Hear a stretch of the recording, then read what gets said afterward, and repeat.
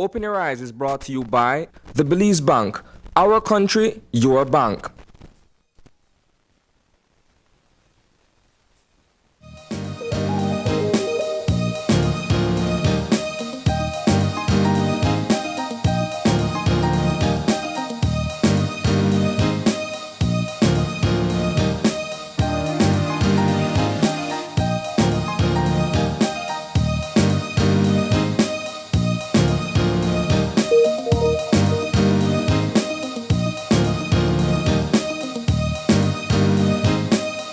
Good morning and welcome to Open Your Eyes. Start your morning right. I'm April Martinez. And I'm Paul Lopez. And good morning to all of you out there and abroad this fine Tuesday morning. It's a beautiful Tuesday morning, April.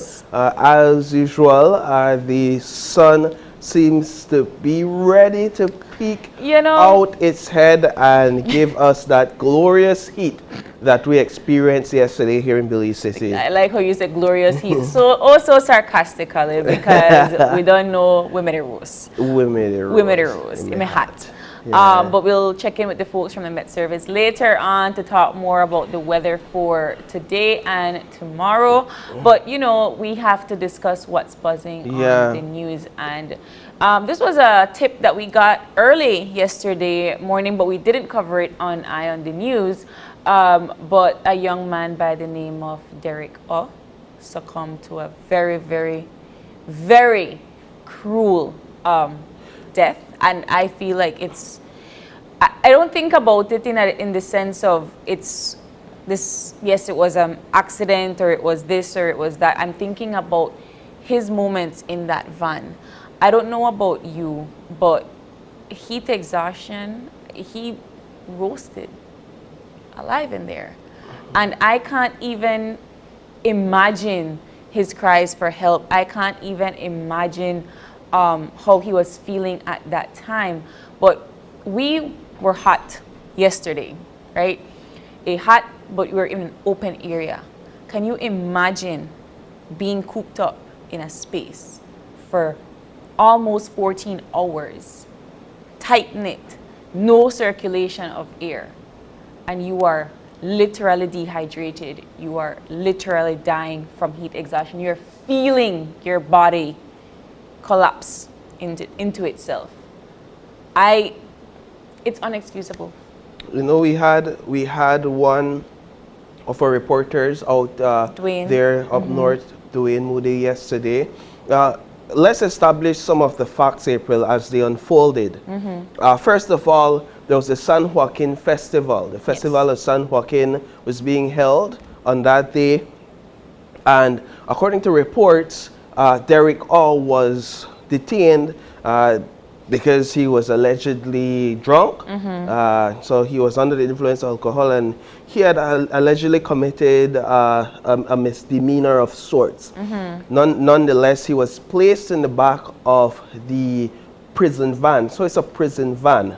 He was placed in the back of this metal prison van. If you know anything about these prison vans, they're sealed. At least two-thirds of the van is sealed so as to contain prisoners. He was placed in the back of the van because San Joaquin Village does not have a police station. So here you have police officers working this festival. They detain this young man that's reportedly inebriated. They have nowhere to place him. So you place him in the back of the prison van. At least in their reasoning, there's nowhere else to place him. Now, that's debatable. Notwithstanding, he's placed in the back of the van, and as the reports would have it, these officers continued their patrol, continued their operations there at the festival. Following those patrols, following that work day, they then got into the van, and we're just establishing the facts as it has been reported. They got into the van and they drove the van from San Joaquin Village to the Corozal police station, where they parked it. That drive, if you look at the Google Maps, because I measured basically just by eye, I would estimate about a 20 minutes drive, give or take, from San Joaquin Village to Corozal. What happened after that is anybody's guess, April. But you know, Paul, yeah, I mean, you're absolutely right. But you know, one of the things that, thank you for laying out the facts, but I have to think of it in the sense of putting myself in the victim's shoes, right? Because that person is dead. Let's be very, very candid about that. And it's one of those things where you said, yes, he was arrested for misconduct and alcoholism, and he was placed under arrest. Fine. He was drunk and under the influence. So one, he was already dehydrated. He was already not had proper sustenance in his system, and he was not in his right mind.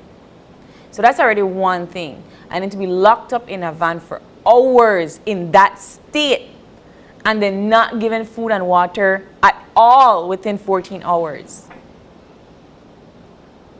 Can you imagine that?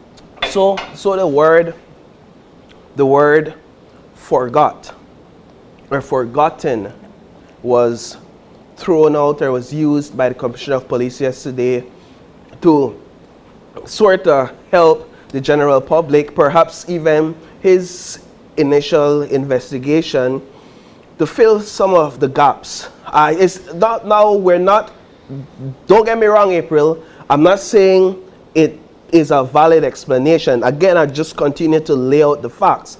This is what the Commissioner of Police said. He used the words that they could have forgotten it. The only way we will truly know what happened to Derek O, because he can't tell the story for himself, clearly not. The only way we will truly know what happened to Derek O is if a thorough investigation into this matter takes place. So that's first and foremost. We need to see and understand clearly, based on an investigation, what happened here. Let me just say it another point clearly. The second thing that needs to happen is these officers, whoever are held responsible or based on an investigation, they should be held responsible. They should be held accountable for what transpired. I do agree with you. I'm not in disagreement. I think that why my facial expressions are giving is just I can't understand the inhumane act, because I know the word forgot was thrown out. You know, it's a human thing to do, but then what are your protocols? Right. How do you go from not telling anybody that this guy was detained in this van for so long? Who are you talking to? What's the plan? Okay. You know, and if you are working the San Joaquin Festival and you know, because in any festival, in any kind of event that we do here or anywhere, that there will be some misconduct, that there will be cause. That's why you have the police there, right? So how are you not prepared to have a space to hold these kinds of persons if you know they're committing a mischievous act or so here or there? How do you not have the right procedures for that? And it's not like it's the first ever San Joaquin Festival. I am understanding of certain things. I can't understand the neglect of the job, because while you probably were short staff of people to do the patrol and so forth, you had a duty to properly apprehend this person. And the fact that he died, it's not like he, you know, is in the hospital or anything treating his wounds. The fact that he died under the care of certain persons in authority is call for concern. This is obviously an inexcusable act, April, and there are protocols. I will say that. This is why my third point would have been those protocols needs to be reviewed and reviewed immediately. For example, when you place someone in the back, these are protocols established by the Commissioner of Police himself in 2015. Rules, guidelines for detention. When you place someone in the back of a prison van, that prison van must be properly ventilated, the engine must be on, there must be air conditioning. Further, if you have a prisoner, if you have someone detained, an officer is responsible to check on that detainee every hour. Yes. Every hour upon the hour. These are rules and guidelines put in black and white by the Commissioner of Police. That detainee must receive 2 meals within a 24-hour span. Exactly. So this must receive water to time and food to time. This is why and I think that's why I'm upset. Well, you have a right to be upset. And I think that's why I shouldn't just say me. This is why we are all upset because yes, you have your protocols to do your job at a certain point, but you also have to maintain protocols for these other things that you do. You can't. The word forgotten in this case, if you are an officer of the law, the word forgotten to me is not. It's not a part of it. I'm sorry. That's just, how can you? Is my question. How do you forget if this is a part of your protocols? If this is a part of the procedures, how do you forget? This man died from something that he didn't have to. For 14 hours. I think that's what. Young man that died of heat exhaustion. Heat exhaustion leads to a stroke. Stroke leads to the brain and other vital organs collapsing within itself, and you die. Yeah. So how do you justify that? That is inhumane. And I know we have to wait for the results of the other reports to come out, and we'll keep following the story. But I can't accept forget. Yeah, you know, we err as humans, but when it comes, and I will accept that we do err as human beings, but when it comes to the loss of a life, we're talking about a whole other level, a whole other magnitude, this is your especially job. when you're trained to do this type of work. So April, that's something we will continue to follow. Definitely, we will keep our fingers on that one and we will continue to press the police department to get answers as their investigation progress. And we do want to say condolences to the family and all those from across the nation are feeling this loss. We saw releases from youth organizations. We saw a release from the Prime Minister's office. We also saw a release from the opposition. So definitely a death that and a situation that has caused a rippling effect of emotions and pain across the nation. So that's one we'll continue to follow. Well, I mean, we do want to continue discussing the headlines for the news, and I do want to end on a positive note to remind all of you that you know, regardless of how we think about the way our governance is structured, the way our laws are structured, and so forth, it is important for you, the people, to keep those in authority, those in power, accountable. And if you do want answers, you have the right to ask those questions. So just remember that there is power in your actions as well.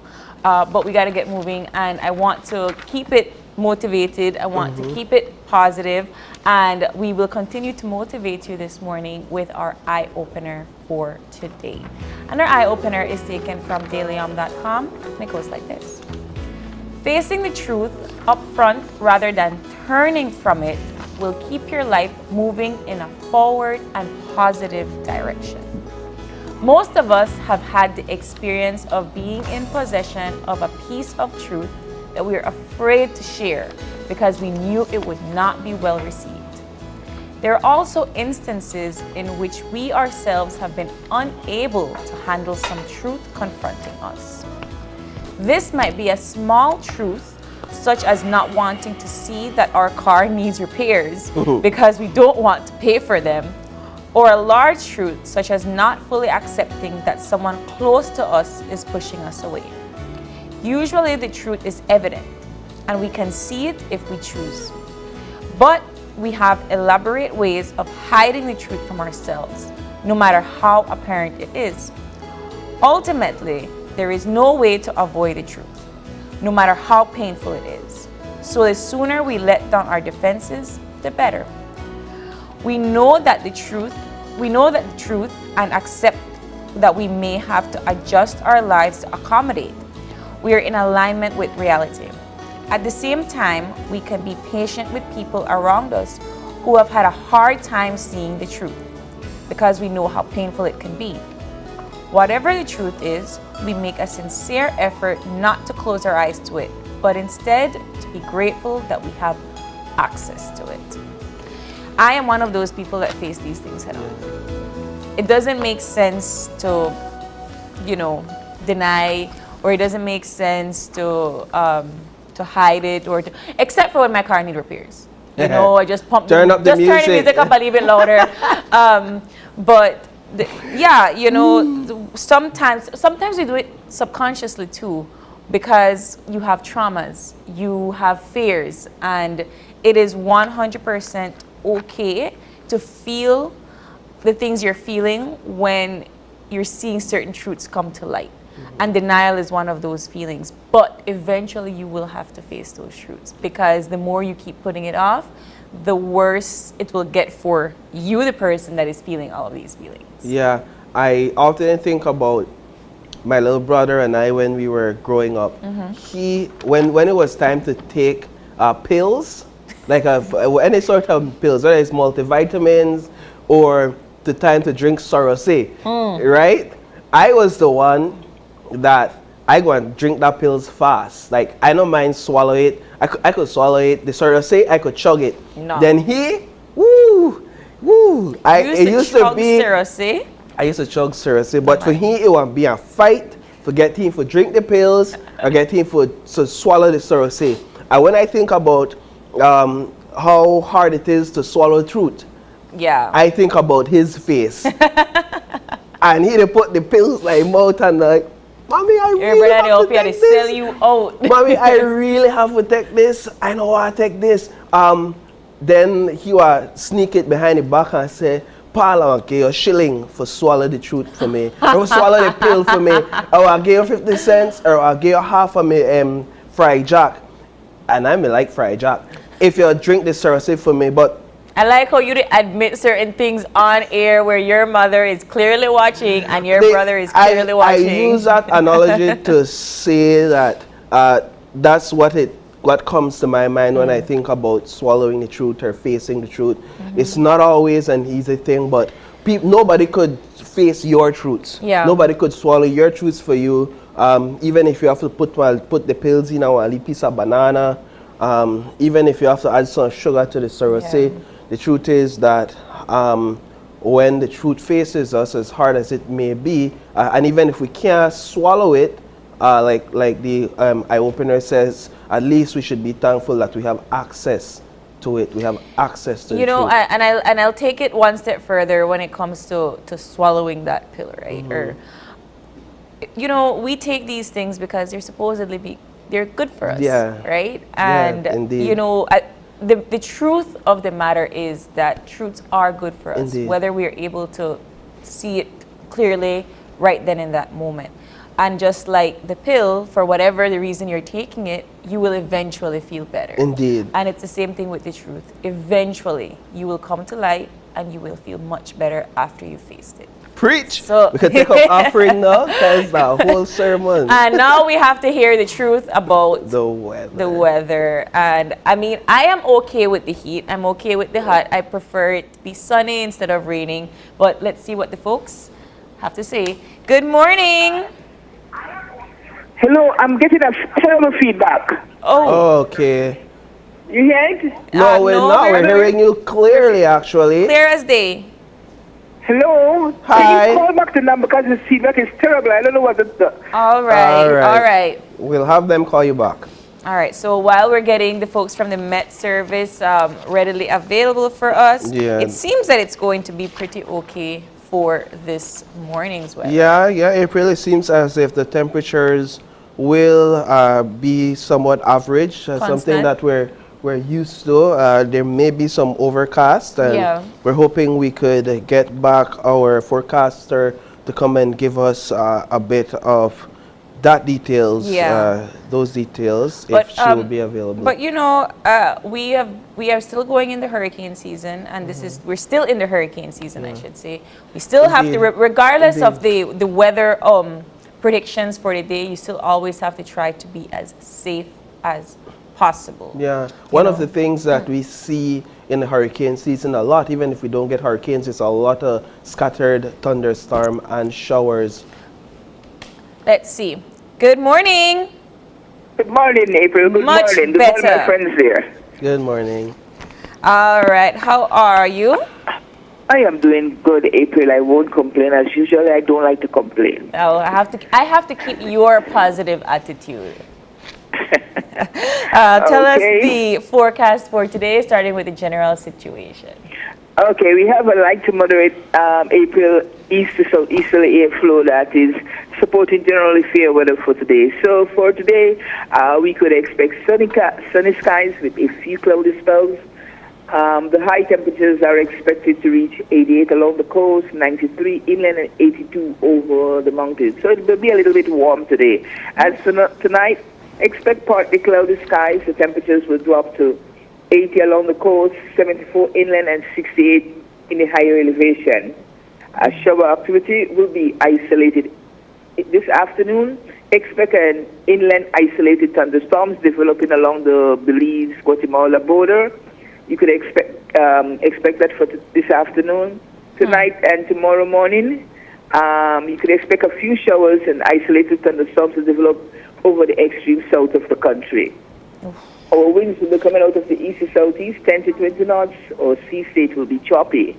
Now, the outlook for Wednesday morning is for cloudy skies with some outbreaks of showers and thunderstorms, starting along the coast at first, then spread to most areas of the country during the daytime. Then on Wednesday night through to Thursday, expect showery and continuous outbreaks of showers and thunderstorms across the country, and this will be associated with the passage of a very strong tropical wave that will be crossing the country. A flood watch will probably go sometime later tonight or early tomorrow morning for the country. Also, sea conditions should deteriorate with along the heavy showers and thunderstorms, but that is more for tomorrow. So later on in the next, either the midday forecast or the evening forecast, that should be putting out. But I'm just giving you a little thumbs up on that so far. For our sargassum forecast, there continues to be a low to medium chance that most sargassum mats will continue to drift onto our beaches during the coming days. Okay. And the tropical weather outlook for the North Atlantic, the Caribbean Sea, and the Gulf of Mexico, tropical cyclone formation is not expected over the next 48 hours.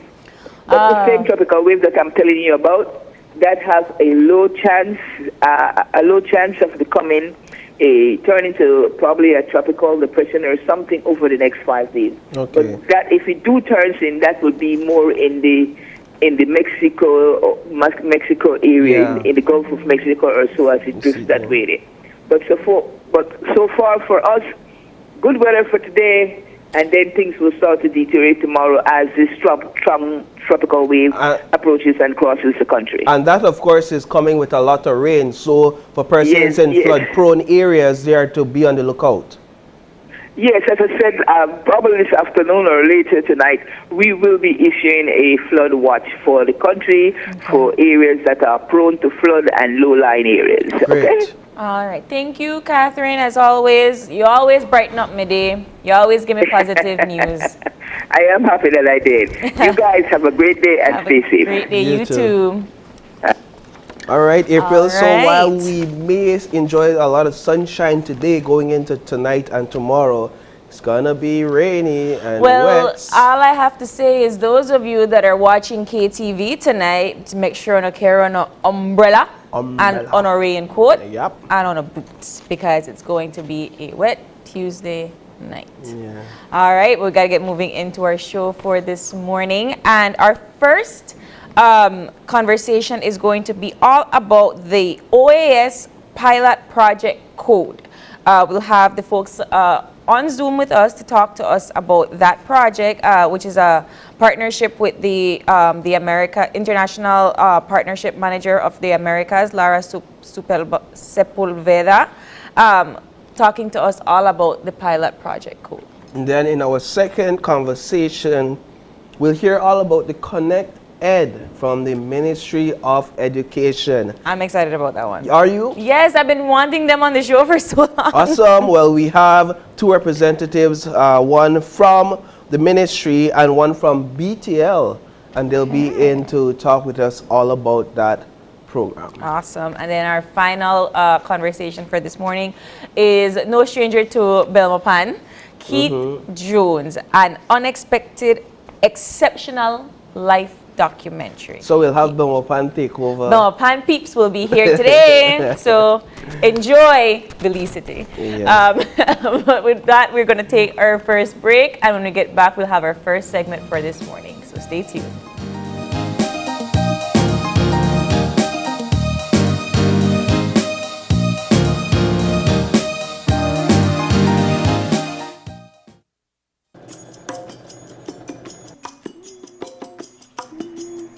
Keep still now. Ouch. I tell you no move.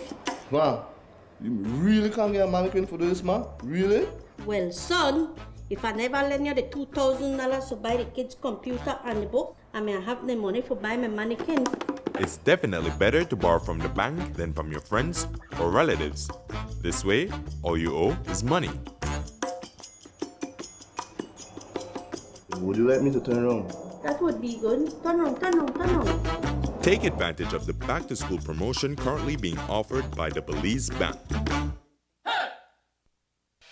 The Social Security Board, in collaboration with the Labor Department, takes this opportunity to remind insured persons of the requirements for compensation when on sick leave. Any employee who has worked with an employer for at least 2 months is entitled to 16 working days of sick leave with full pay every year. This is how it works. Upon approval of a sickness or injury benefit claim by SSD, 80% of the employee's weekly insurable earnings is paid as a Social Security benefit, and the difference in the employee's salary is paid by the employer. This is to ensure that the employee does not suffer any loss of wages when ill. After 16 days, compensation for sick leave is paid as a Social Security benefit only. Some conditions apply. This message is brought to you by the Social Security Board and the Labor Department. Social Security Board, safeguarding you, your family, your future. Make your summer better. Over $35,000 in cash and prizes with Smart Summer Sweepstakes. Here's how you can enter for a chance to win. Purchase any device, sign up for a smart postpaid, broadband, or VoIP plan, use $50 or more regular prepaid credit, do a SIM swap, or text to the short code. You win 8946. And in the body of the message, enter the number of inches you would like to purchase. Each entry costs only 50 cents. Don't waste any time. You can be the winner of weekly prizes starting July 1st. All methods give you more chances to win. Airline tickets, overnight stays at numerous resorts, cash prizes, gift certificates, and much, much more. One lucky person will win the grand prize of a $10,000 shopping spree courtesy Court and Smart. Promotion ends September 16, 2022. So make your summer better by getting in the race to win with Smart Summer Sweepstakes. Smart, bringing people together.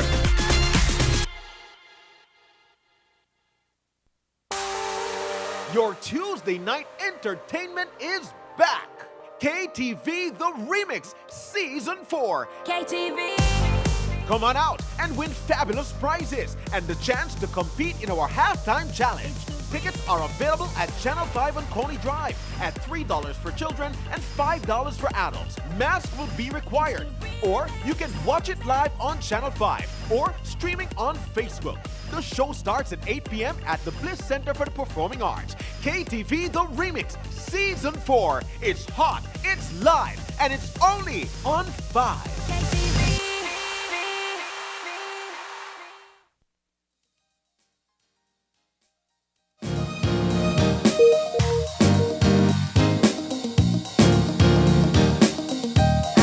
Are back with our first conversation for this morning. Joining us via Zoom, we have Lara Sepulveda, who is the International Partnership Manager for the Americas. Good morning, Lara. Hi, everyone. Good morning. All right, so let's just get right into it. Pilot project code. Before we get into the intricacies and the details of it, what is it and why should we even be interested? That's a great first question. So the name of the project is Code Caribbean. And this came about as a collaboration between the Inter-American Development Bank, the Trust for the Americas, the Ministries of Education of 7 nations in the Caribbean, and Code.org. So what we did was basically go through an assessment process to better understand what computer science education looks like in 7 nations. Mm-hmm. And from there, we selected 2 nations for this pilot program where we would focus on integrating computer science curriculum into the national curriculum. And that's why we are here today talking about Belize, because it was one of the selected countries for the pilot program. Right. Wow. Can you talk to us a little bit more about what were the requirements to be chosen as a country? Because it was us and Barbados, I believe, right? Correct, yes. Mm-hmm. So part of the assessment was to better understand different variables. The first one was just the general infrastructure of the country. So broadband, access to broadband internet, stability of government institutions, particularly the Ministry of Education, and also willingness to take over and lead new initiatives related to STEM.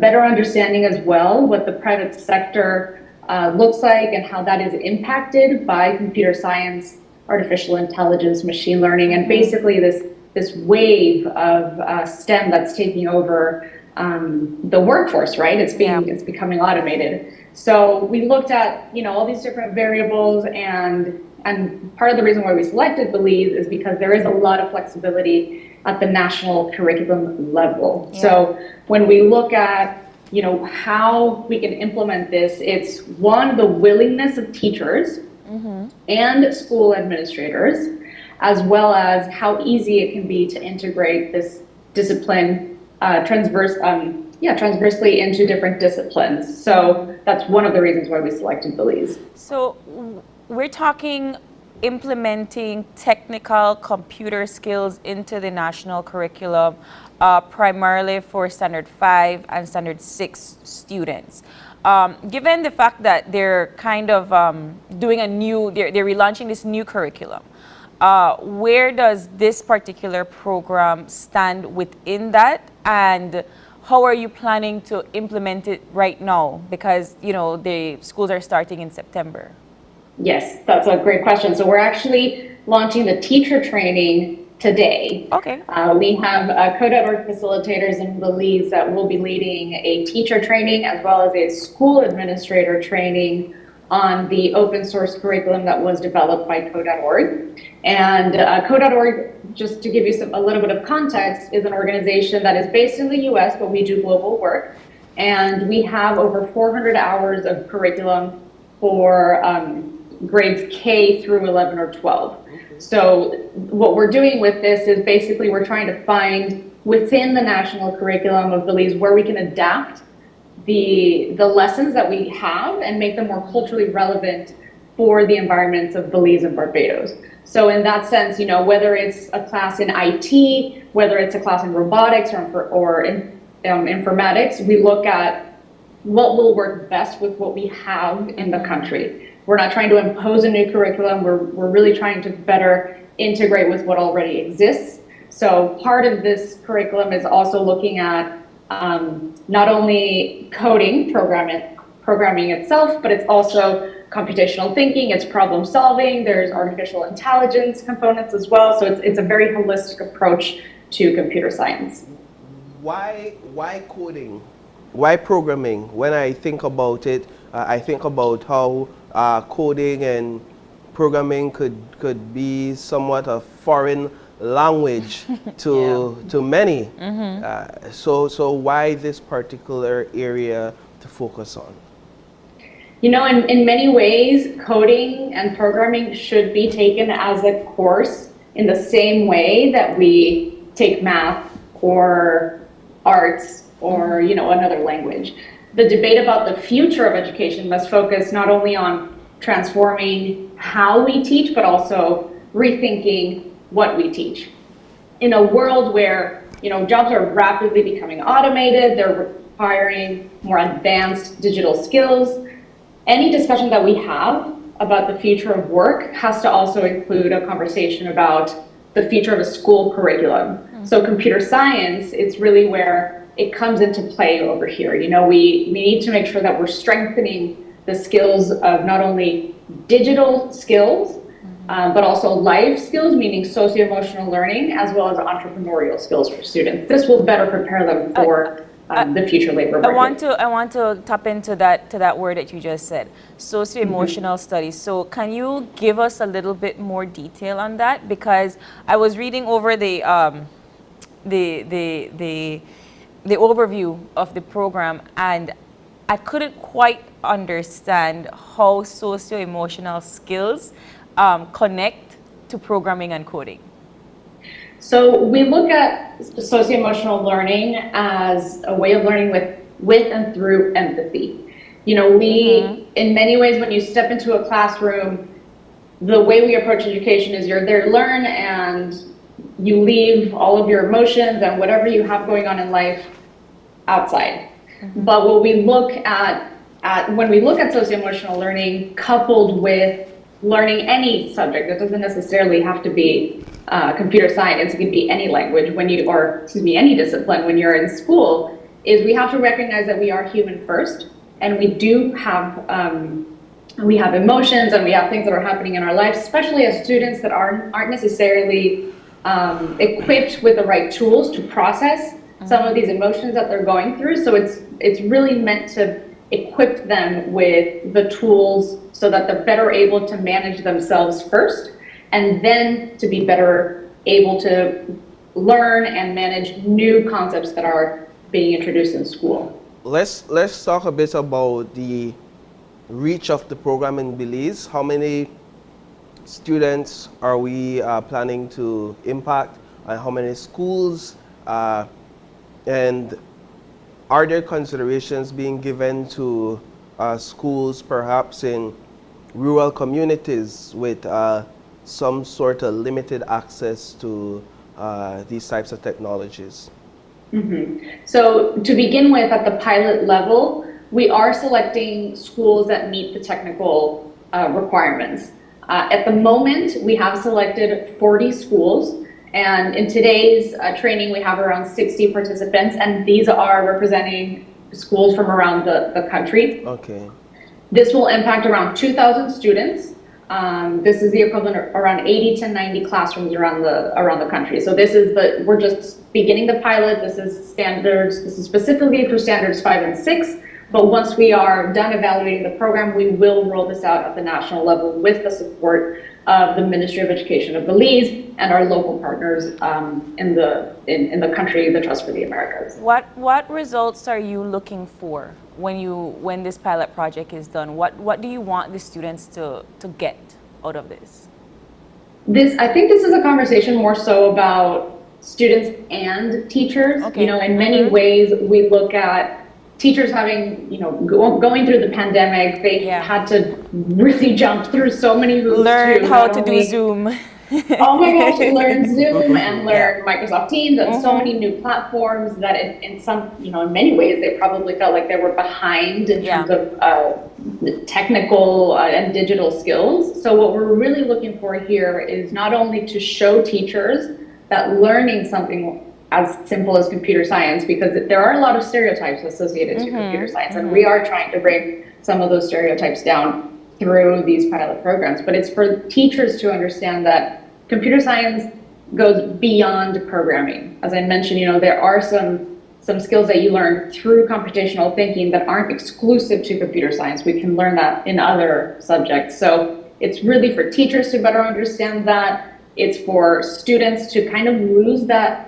fear of, this isn't for me, I'm not good at math, or girls aren't supposed to be learning this, I should be going down this career path. This is really meant to level the playing field, to make sure that every student has the opportunity to learn computer science and to better equip them for jobs that we probably don't know what the future holds. They're going to develop so much faster than we can even imagine, that equipping them at standard 5 and 6 level is just a start. We're going to have to look at other ways to support them more sustainably throughout the higher grades. So what does the training look like for the teachers? How long is it going to be, and what are you starting with?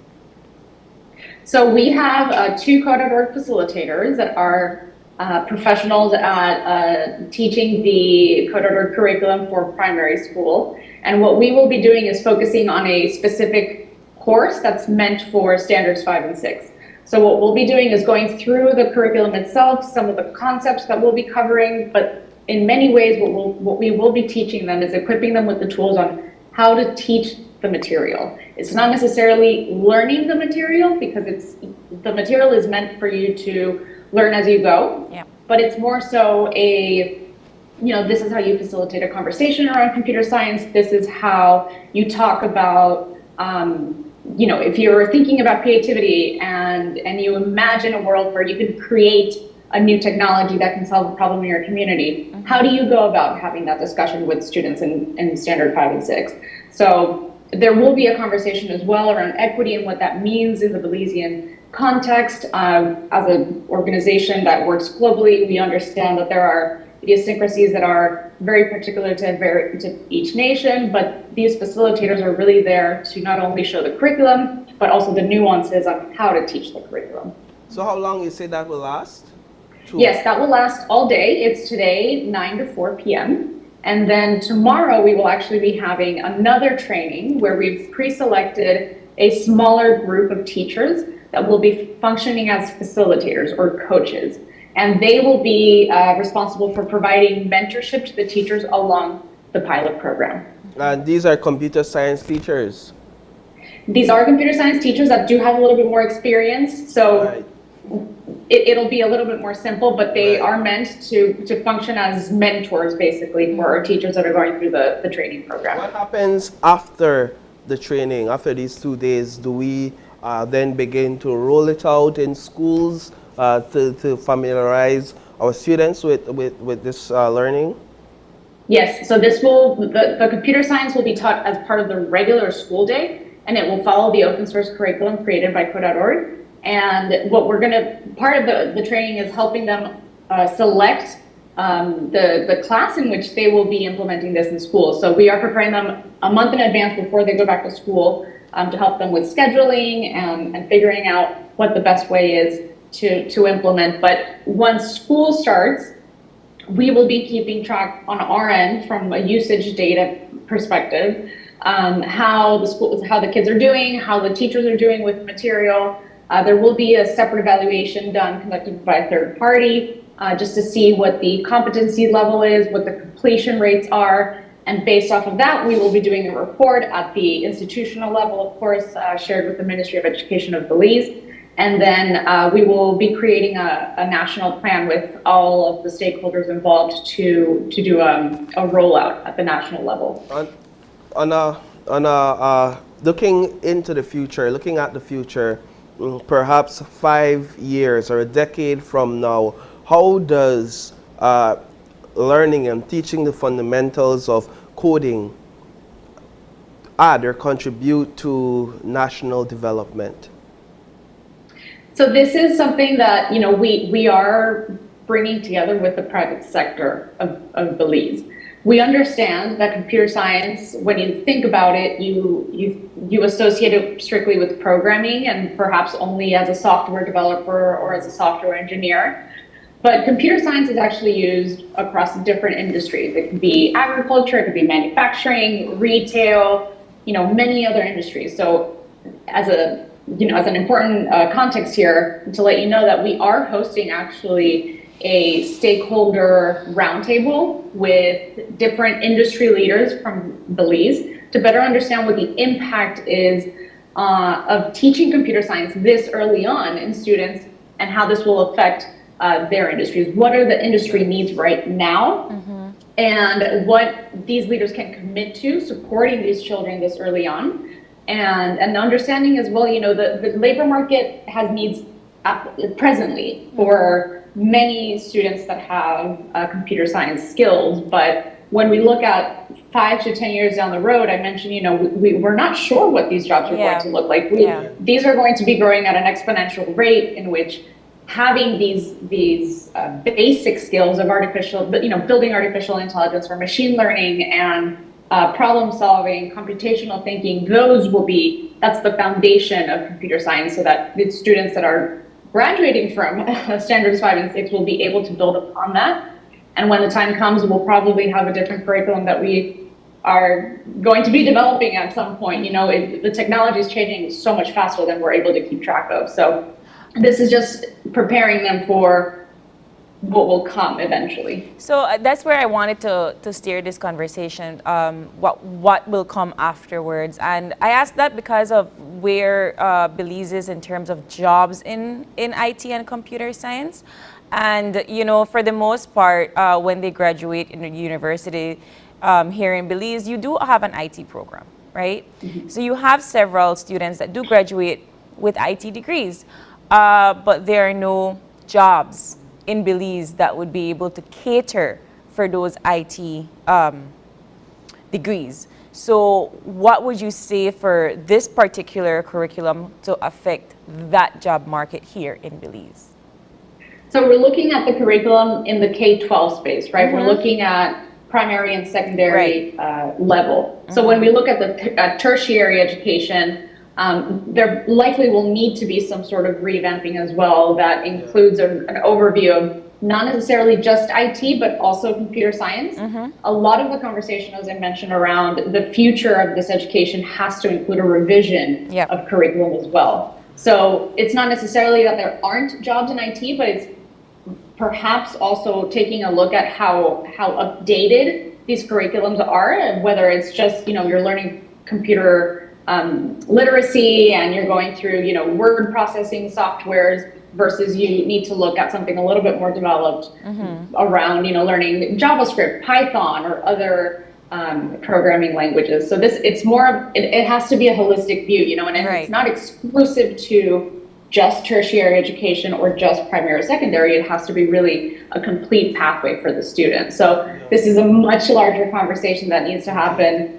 And it's, it is something that that's exactly why we're involving the stakeholders from different industries, which do include leaders from UE campus. So we are looking at different ways to make sure that this is a sustainable project, and it's not just a one-time training, but it's something more that students can see themselves going through something like this. So we are looking forward to those conversations with tertiary education. Yeah, April, I think it's more an issue of, it's not an issue of job availability as much as it is that as a young nation, we haven't gotten to a place yet where we've begun to integrate technology into our labor force, into our different sectors and our different markets as other developed nations have. And so I could see where a program like this one, starting from the foundation, starting from the primary school students, could then inspire that change, inspire that move where these young budding scholars can then say, you know what, I'll go and study in this field so I could offer this service to this market, or I could offer that service to that sector. So 5-10 years from now, you'll have technologies in agriculture, in education, in different sectors that we haven't seen before. Right, so then that goes back to my previous question in terms of the results that you're looking for from the teachers, from the students. How do you know that it's working? What are the skills and the techniques that they need to master in order for you to say, yes, okay, this is working, we can continue this way, or we need to change something in order for it to give us the results that we need?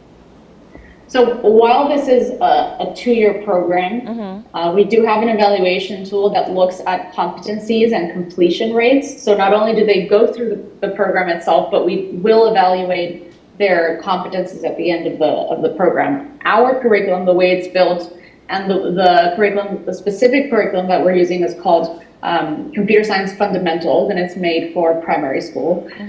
But we do have internal metrics that we track to make sure that the student it's understanding the concepts, but we don't treat it as I need to test you after every level or after every concept that you learn, because in many ways when you impose testing in a subject similar to computer science, there is a lot of pushback where students are becoming hesitant or they become nervous, and it is detrimental for their learning process. So what we look for really is an assessment from the teachers and their classes to see, are they doing well in other subjects? There are studies that show that students that take computer science perform better in both math and sciences as well. And across the board in other disciplines, because they are learning, as I mentioned, the basic concepts of computational thinking, of breaking down, problem solving and concepts of algorithms. So we will track, the third party is responsible for leading an evaluation program, but what we look for really is to make sure that there is a sense of engagement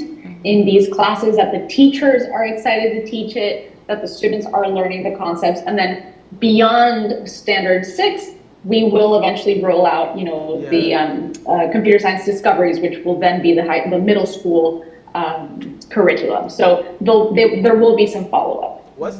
What's the general feedback you get from students who, for the first time, participate in such a course?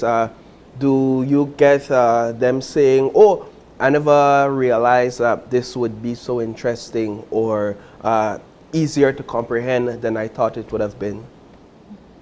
So on behalf of Code.org, we have an awareness campaign. It's called the Hour of Code.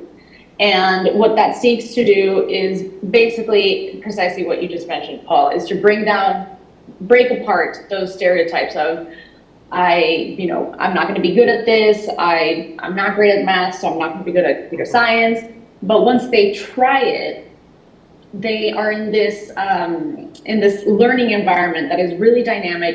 It's gamified, right? There are these really short tutorials where you learn the basic concepts of computer science, but you are playing. You are playing while you're learning. And so the general feedback that we get is, one, it's really exciting. It's a great learning environment. Two, is that it's a lot easier than they thought it would be. And three, that they are able to see a future for themselves. They never saw computer science as a path for them. And once they try it out, they get more invested and they see like, oh, I can actually, I can create an app that can help me learn the table of elements for my science class. Or if I want to be a fashion designer, I can build a dress that has lights that activate with movement. Or if I want to be a farmer, I can create a special program that helps me, figure out when it's the right time to harvest. So there are many, many ways in which you can apply computer science, that it's not the traditional stereotype that we see of, someone sitting down and coding every day. It can be applied in even banking and finance. Like it's truly something that can open up the world for students. I just wanted to say, April, I appreciate this initiative because it's one of the areas that's lacking, quite honestly, in our government schools.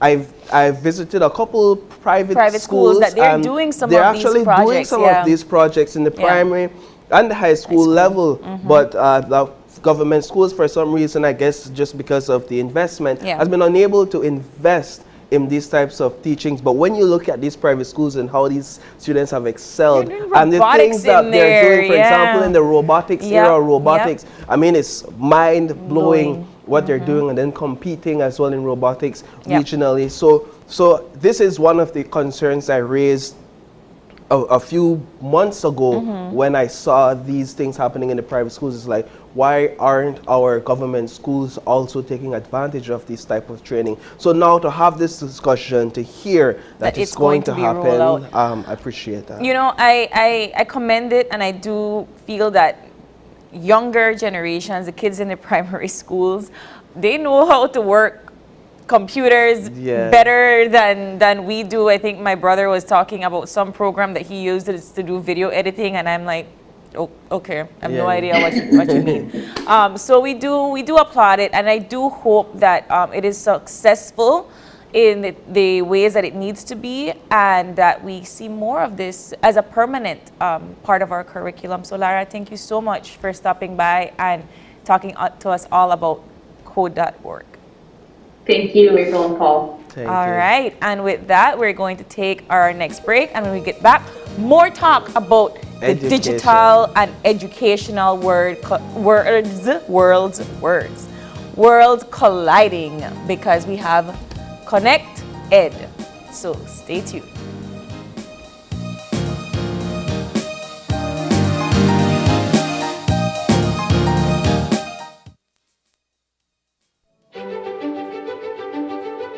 Technology is ubiquitous, and it's transforming how, when, and where we work.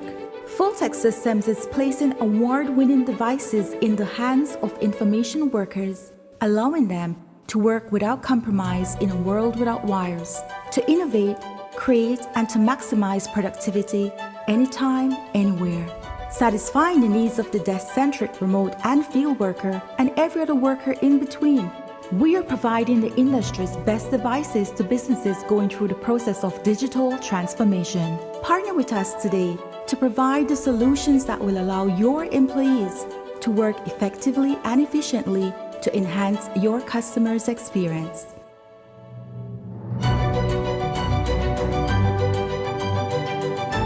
Fulltech Systems, your technology center, where you'll come for the price, but stay for the service.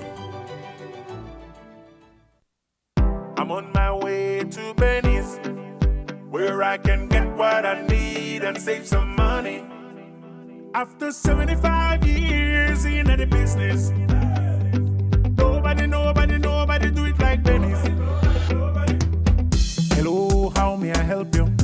Anything you need, we got you.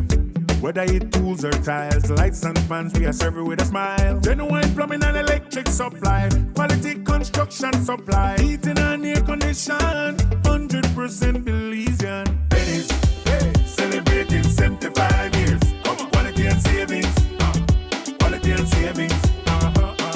Benny's, celebrating 75 years.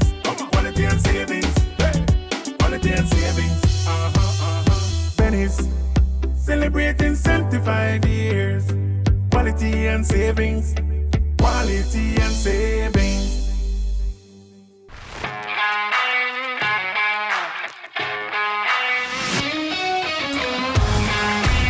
Messi.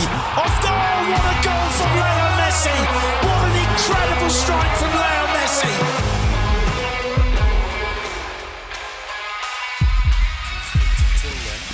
Neymar and Messi is standing over this. Messi. Great entertainment stays with you, and we bring you great entertainment. Next Gen, the ultimate digital experience.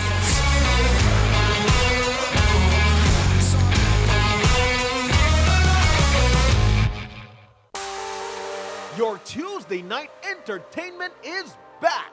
KTV The Remix Season 4. KTV.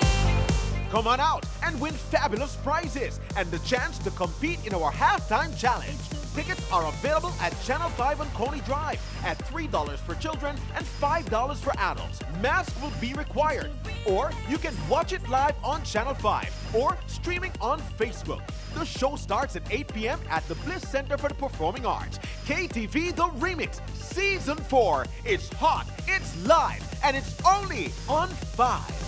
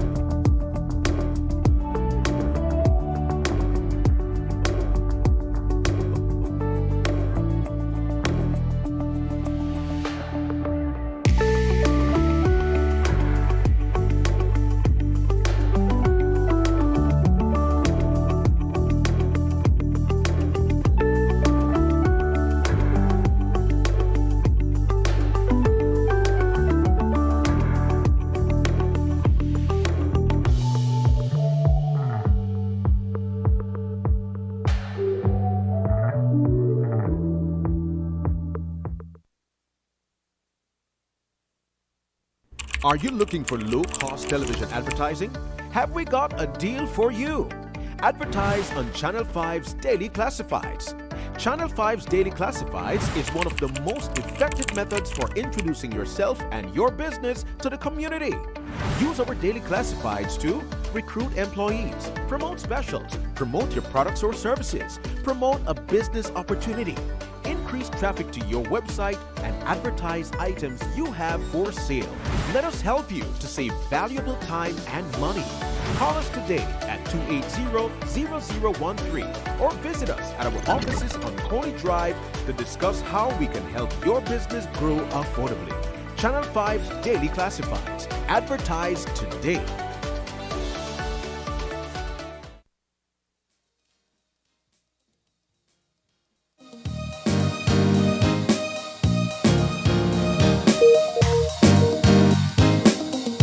are back with our second conversation for this morning, kind of flowing with our connected or digital transformation.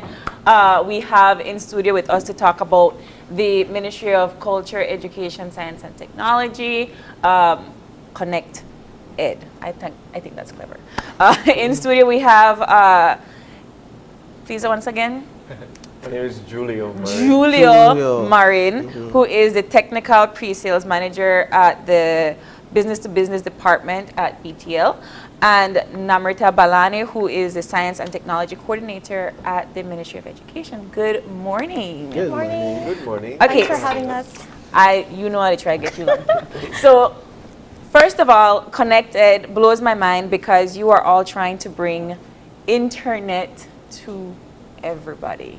And I think that the reason why this is so special and important is because I think I've been ranting about this for a while.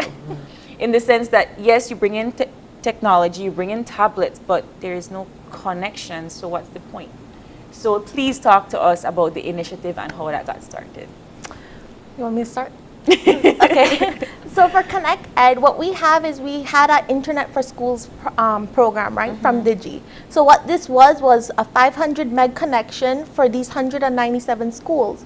But in actuality, like this was just maybe installed in the principal's office or like the computer lab. So that was where the internet sort of just lived. Yeah. So what Connect Ed is, it's an initiative to like expand the infrastructure within the campus so that every classroom, every hotspot area, you know, auditoriums or anything, you will have connectivity. Yeah. Talk to us about how the partnership unfolded with Digi. So it was the Ministry of Education that actually approached us. They told us about this exact thing that Namrita just mentioned. That yes, of course, we have the Internet per School program in which our schools are getting free internet, but they don't have, or some of them don't have a way to distribute it out. And the moment Namrita brought it to us, we were extremely excited. Some of us within Digi, we knew that this was a problem and we were excited to work on it. So we got in touch with all of our distributors, we got in touch with our internal designers, we started to put together a solution, we proposed it to the Ministry of Education. We had a lot of meetings, adjusting it, making sure Negotiations. Why negotiations? It's a part of the whole deal, right? We have to make sure, and she's right, we had to make sure that it's absolutely perfect for the students, for Ministry of Education, for the teachers that will be using it.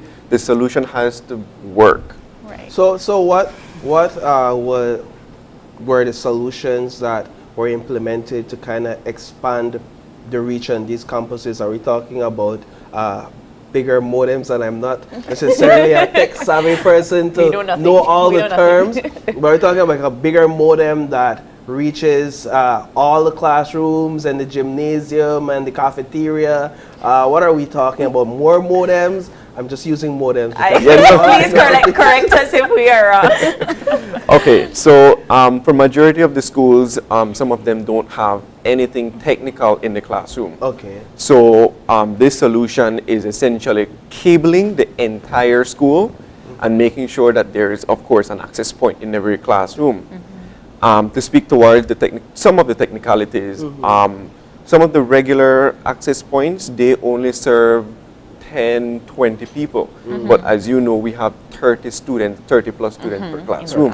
Yep. Yeah, so we really had to get in touch with our designer to make sure that we have the right equipment in each classroom so that our students are getting the full advantage of the internet speed, and of course they're connected. So this would also require, just staying a bit on the technical, an increase in the internet speed that is being offered.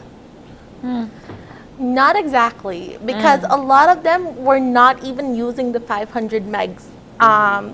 It was just the principal or the admin building that had it, or some of them had a switch that could not distribute the speed that we wanted, and so they were slashing their speed. So this is putting in the right equipment to ensure that you are getting the speed. Okay.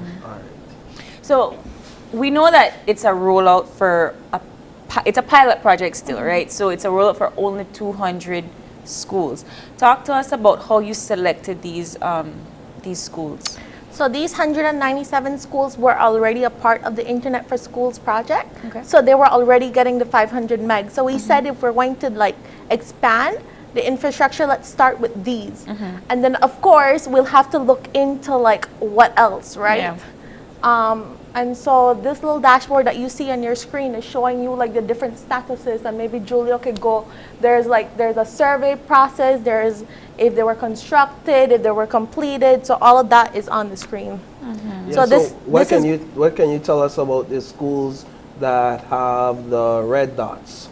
So the red is pending, right? Because the launch just happened in July, and so most of it will be red. But our timeline is early next year to finish with all of the schools. So you've completed 4.6% of the schools in terms of this new rollout. Because these schools, they're saying, have already had some sort of internet access. But with this new rollout, it's 4.6%. What about the ones that didn't? That don't have? Yeah. So then that's where our next steps come in, right? So we'll have to like do a mapping exercise to see which other schools are in coverage areas that can be added to the program. And then we'll have to see those schools there are schools that don't have electricity, right? Yeah. And a new solution will have to be developed. And I'm sure Digi will partner up with us to like come up with that new solution. I guess it'd be a solution to work with BEL as well. Maybe with something with satellite and, I guess we'll have to bring in partners for that one. So how many schools in the Toledo district? I can see the map there. If we could scroll up on the map. Scroll down, sorry, and look at the Toledo district. What are we talking about in terms of these rural communities and how many schools we're hoping to reach in this area? So there are quite a number of schools that are in the coverage area for Toledo, so that's Corozal. That's Corozal. Yeah, that's okay. You scroll down to Toledo. Yeah. There you go. So Belicity has a couple, Cayo has a couple. But these are the more industrial areas. So this map does not surprise me. In its sense, I just wish that there were more dots for the south and the northern parts. So, what are the there you have the Toledo district. Right. And this is the reason why we're asking about the Toledo district is because we know that for the past several years they have been the ones that are like a little bit neglected when it comes to the tech, and not just the tech but just education in general. So where are these dots precisely? Are you aware? Not really, but so these are the same schools that were a part of the Internet for Schools. I don't know if you remember the Toledo schools. Not by heart. There is a particular school that I want to bring up that is in the area, and that's our Juliancho Technical High School, which is outside of our DigiNet boundaries, and so this is a really good school to showcase because it will showcase what we will do beyond these 197 schools. Basically, because the school is outside of our DigiNet boundary, what we're doing is that we're looking into giving them an enterprise solution of distributing internet over to them wirelessly. Wow, okay. So that it's a bit more cost effective than running fiber all the way just for the school. And that's typically what we're going to be using that as a case to look into all of the different other schools that you brought up that they might feel that they're being neglected, because this project is essentially a hope to show that we can do this and we can get to the other different schools using the technologies that are out there already.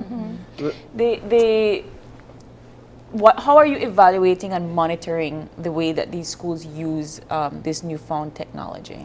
So I know, Actually, that is a part of the solution. Okay. The devices that we are going to install has an aspect that allows our NOC, our Network Operations Center, to be able to see the activity on it. There is security aspect of it to make sure that it's an educational, friendly content that is only flowing through it, and to ensure that the capacity is being used. If there are devices that are down, we can take quick actions to get back and to do a visit and make sure to get back up. Because I think you don't want to run into the same problems or some of the same issues that you ran into before, where you have this access but limited utilization, right? And then that perhaps brings me to the point of access to the devices, a question that perhaps the ministry can answer. So you have this access to the internet, but there's no guarantee that the students have access to devices and that the schools have access to the adequate amount of computers or laptops needed to tap into this wonderful resource. So how are we looking at that? So earlier this year, we did do a survey to see the technological needs, and then also see which schools don't even have electricity. So I know when they had done some devices and stuff, they're like, well, we don't have connectivity, so we don't know if we can get the devices, right? So I know when this new school year opens, the first thing that we're going to do is to do a survey to see which schools still need devices. And then we're going to do a whole thing on like getting actual laptops or Chromebooks, because we're looking more towards that, just because it's more sustainable for the kids. Yeah, you can't do much on a tablet, but you can do more on You can do more on and then Chromebooks, if they're going to have internet access, Chromebooks are fine, and they're like 1/3 the price, right? Right. Talk about the benefits that this type of access brings to these schools and the children in these schools. So we know with COVID, it's fast-tracked the whole technological thing. I mean, like, and kids nowadays, you're basically born with a device in your hand, right? So we know going back to school, and we hope, like, you know, it's fully back because it's after 2 years, right? We know when they go back, they can't go back to the traditional way. You won't see kids with just like a notebook and a paper, you know, or a pen. Like, you see them actually walking with their devices in their hands. So we believe this is going to be huge, especially if they have internet access wherever they sit in their classroom. You know, if we see kids sitting in canopy areas or auditoriums, like, we're setting up hotspots for all of that. So we know, like, this should help them. And then also we're moving towards STEM, right? So they need to be innovative, and we think this will help.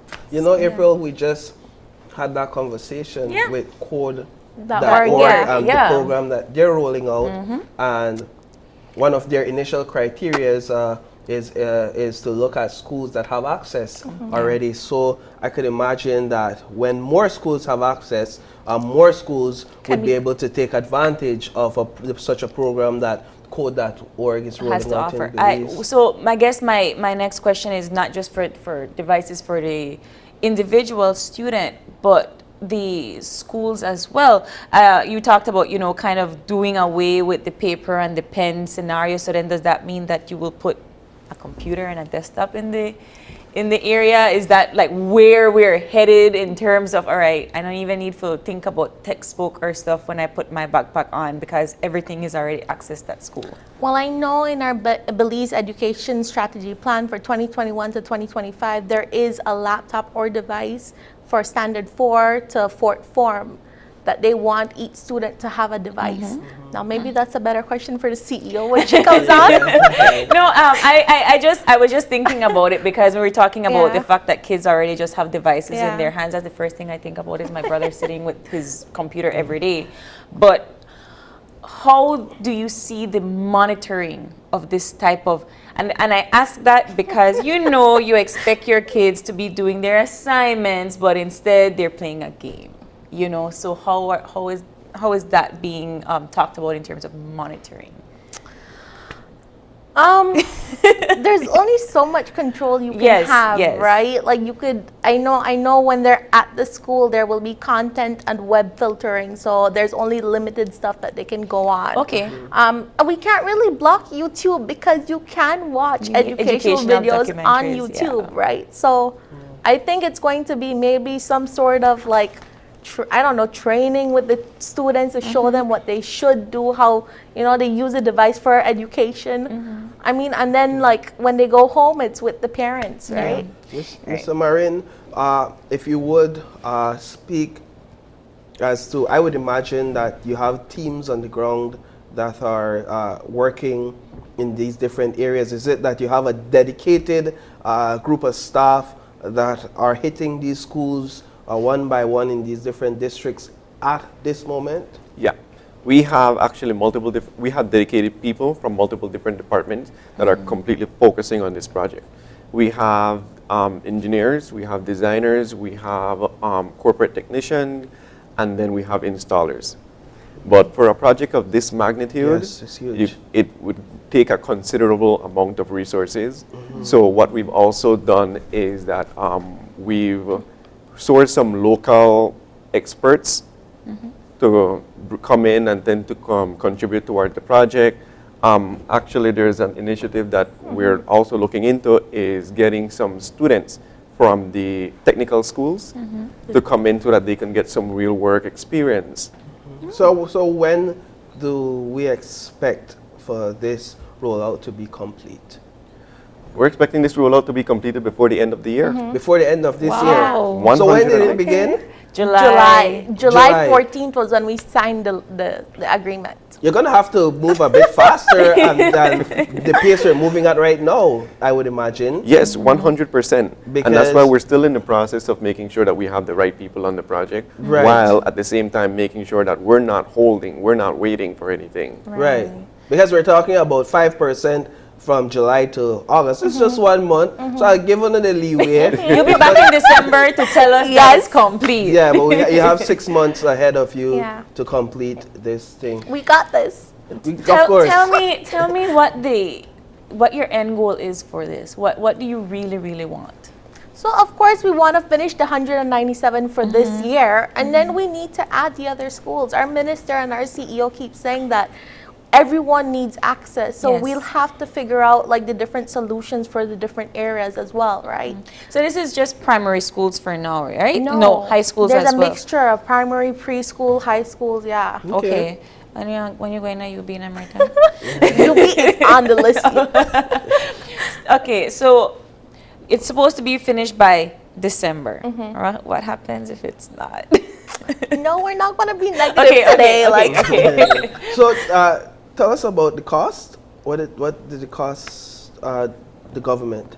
The government cost? It's a partnership. So we're saying that this is BTL giving of their time and resources. Yeah. So when it comes to the cost, we've gone to many different distributors. We've gone to many different providers. The cost at the very beginning was somewhere upward of $8 million. And that's, of course, why Namrita brought us the topic of the negotiation, because every one of us has to do better. So we brought it really down to a deal of $6 million. Sorry, $6 million, yeah. Yeah, $6 million. $6 million. Yep, that's right. That is, I think that for the most part, and I'm not an accountant or anything, but I feel like it's going to be more investment the more you roll out for different schools, right? But it's a great initiative. So when it comes to the proposal, at the end of the day, once you've given 98 schools this access, how do you plan to expand afterwards, apart from the schools? So you want it to be in the auditorium, you want it to be in these different hotspots, so then what's the next step afterwards? So the contract actually allows Ministry of Education to add any educational institution on the list. Right now it's just an initial value of 197 schools. Even during the project, they're allowed, and they completely understand that it might add on to the timeline.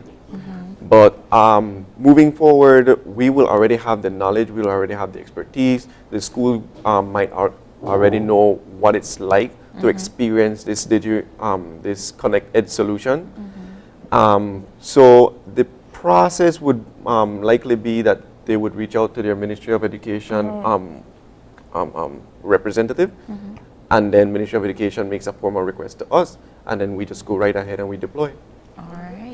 I'm hoping that, there is no buffering situation, when 100 people depend on the same internet connection, it just Well, that's why they're doing monitoring, right? There's 24/7 support and stuff. So if they see it, Digi needs to go and put some more access points, right? So, final thoughts, final words for our viewers. What is it that you want our viewers to understand about Connect Ed? So this is a solution for education. This is a way for any pandemic, any countrywide situation that our students and our teachers can continue the process of education. So I'm asking for all of the students, all of the teachers to look forward to this project and to do your best to take full advantage. Start doing research right now as to how you can transform your educational materials, over to a digital platform. And we have educational experts from both the Ministry of Education aspect. We have access to educational experts that have deployed these type of solutions to help support the teachers, the principals, any schools whatsoever to perform this type of transition. Namrita? Technology is a major key component of our sector strategy plan. So we know we can't give them devices without having access. And we're super excited for this partnership. We thank Digi. And we're just waiting to see where we go from that. Wonderful. Well, Namrita, Julio, thank you so much for stopping by. I'm really excited because I like that you said this is for if anything else is to happen to us, we will have a way to continue access education. And that is something that I feel like is the future. We talked about charge.org, code.org, sorry. Yeah. And now we have Connected. So thank you all so much. And December, we'll see you guys again, Yes. right? Got it. Perfect. With that, we're going to take our next break. And when we get back, we have more OYE. So stay tuned.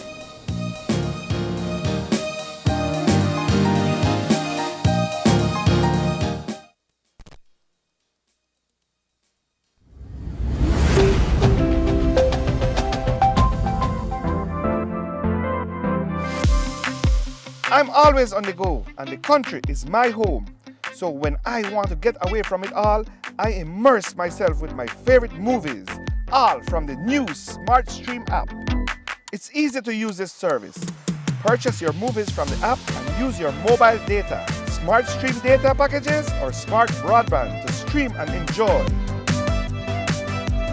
Be like me and stream on the go with Smart Stream.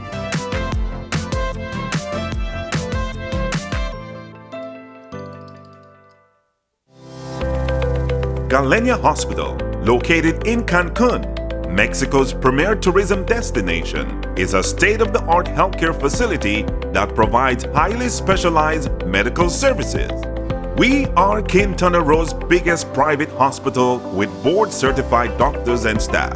Some of our services include cath lab, adult intensive care unit, neonatal intensive care unit, emergency rooms, operating theaters, ambulance services, and more. We are a medically accredited hospital by JCI, Accreditation Canada International, and General Health Council, providing extraordinary care in every specialty, from our cardiology department to our neurology center. We are focused on treating the entire person, body, mind, and spirit. Contact us at medicaltourism@hospitalgalenia.com or visit our website at www.hospitalgalenia.com. Come to Galenia Hospital in Cancun for a truly personal medical care experience. Your life just got a lot less complicated with Belize Bank Contactless MasterCard Debit Card. Introducing our Standard Debit and MasterCard Platinum Debit Cards. Now you can make purchases anywhere MasterCard is accepted with one tap, pay and go. Your contactless card never has to leave your hands, especially in these times. And your card is embedded with multiple layers of security. Platinum card holders get to enjoy extra benefits like price protection, purchase protection, trip inconvenience, and luggage protection, just to name a few. Start enjoying a cashless lifestyle today with the Belize Bank. Your Tuesday night entertainment is back. KTV The Remix Season 4. KTV. Come on out and win fabulous prizes and the chance to compete in our halftime challenge. Tickets are available at Channel 5 on Coney Drive at $3 for children and $5 for adults. Mask will be required. Or you can watch it live on Channel 5 or streaming on Facebook. The show starts at 8 p.m. at the Bliss Center for the Performing Arts. KTV The Remix Season 4. It's hot, it's live, and it's only on 5.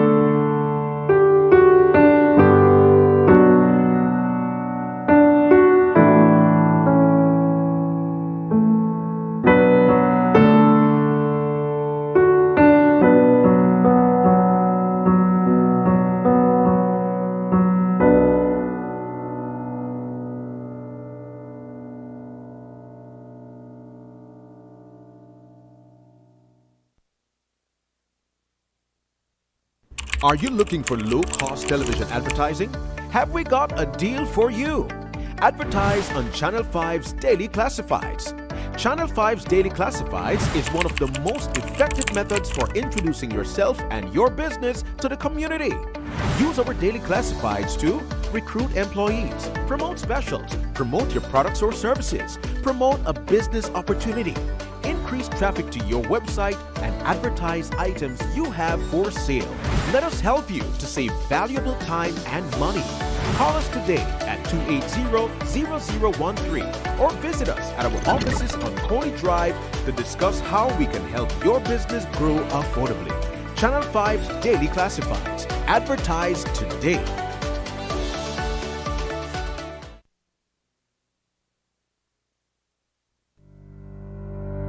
Reduce your risk of viral illness like the flu or the coronavirus. Wash your hands frequently with soap and water or with an alcohol-based hand sanitizer. Cover your nose and mouth when coughing or sneezing with a tissue. Throw away, then wash hands immediately. Avoid close contact with anyone who has the cold or flu-like symptoms. If you become ill, please visit your doctor or nearest health center and share your travel history. A health and wellness message from your Ministry of Health.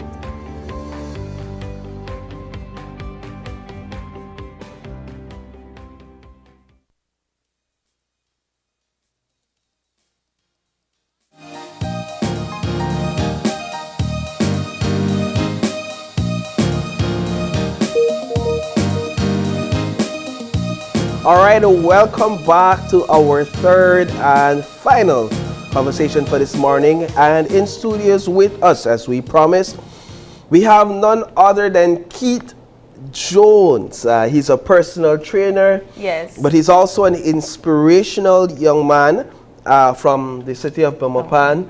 He'll tell you that about his origins, which is not necessarily Belmopan, where he lives right now, but he has what he entitles and what has been entitled an unexpected, exceptional life.